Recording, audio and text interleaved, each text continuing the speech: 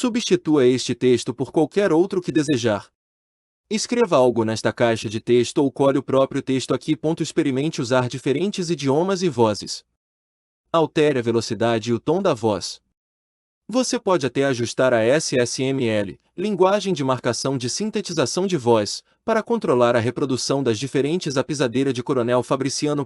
Era uma noite quente e abafada em Coronel Fabriciano, em pleno verão de 1989. Dona Margarida, uma senhora de meia idade conhecida por sua hospitalidade, organizou um jantar para sua família e amigos próximos. A refeição era farta, cheia de pratos típicos mineiros: frango com quiabo, feijão tropeiro, linguiça e o famoso torresmo crocante. Todos comeram com gosto, enchendo seus pratos repetidamente, até que o peso da comida começou a abater os convidados. O ar dentro da casa estava pesado, e uma sensação estranha de cansaço tomou conta dos presentes. Entre os convidados estava Antônio, um primo distante que viera de Belo Horizonte para uma visita. Ele era um homem robusto, acostumado a comer em grandes quantidades, mas naquela noite algo parecia diferente. Após o jantar, todos se recolheram para dormir, e a casa mergulhou em um silêncio inquietante.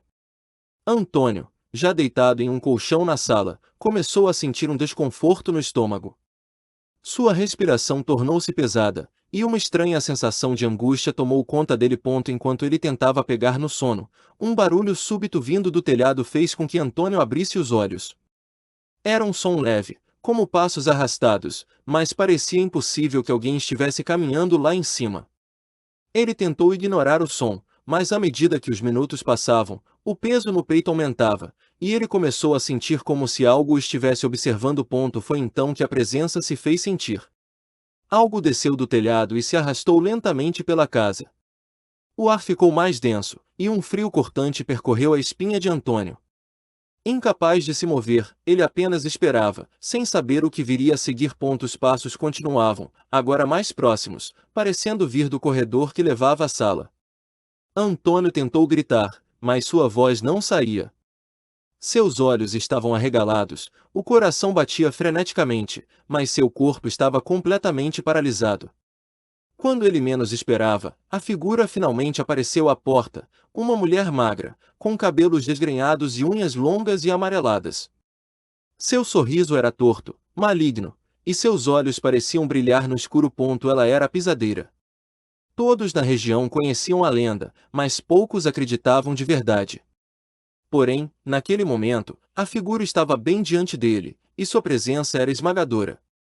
Lentamente, a pisadeira caminhou até Antônio, seus pés arrastando-se pelo chão de madeira, o som ecoando como um aviso sombrio. Ela subiu na cama, posicionando-se diretamente sobre o peito dele, e o peso era insuportável. Antônio sentia como se estivesse sendo esmagado. Ele tentava respirar, mas o ar não vinha. A velha sorriu ainda mais, abrindo a boca para revelar dentes sujos e afiados, enquanto sussurrava coisas incompreensíveis.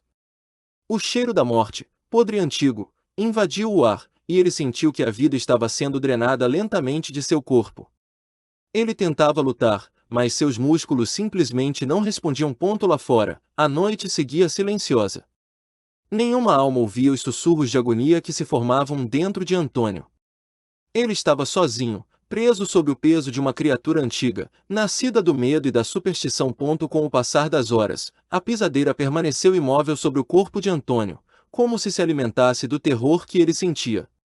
Seus olhos, antes cheios de desespero, agora se apagavam lentamente. O corpo estava exausto, e a mente, prestes a ceder. A velha inclinou-se ainda mais perto, o hálito fétido e gelado atingindo seu rosto, enquanto uma risada seca e baixa escapava de seus lábios rachados. Foi então que, com um último esforço, Antônio conseguiu mover a ponta dos dedos. Era um movimento pequeno, insignificante, mas deu-lhe um fio de esperança.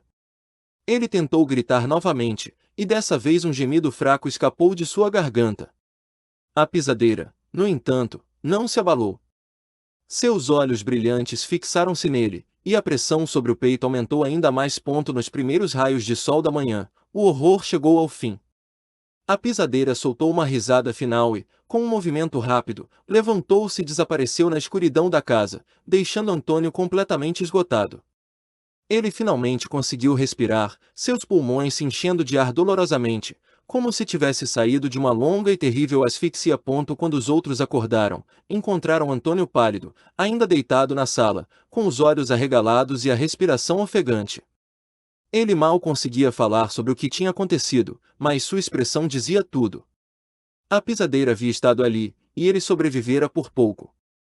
A notícia se espalhou pela cidade, e muitos começaram a temer o cair da noite, especialmente depois de um jantar farto. O coronel Fabriciano jamais seria a mesma, e a lenda da pisadeira voltava a rondar as mentes daqueles que ousavam ignorá-la. Aproveite a conversão de texto em fala.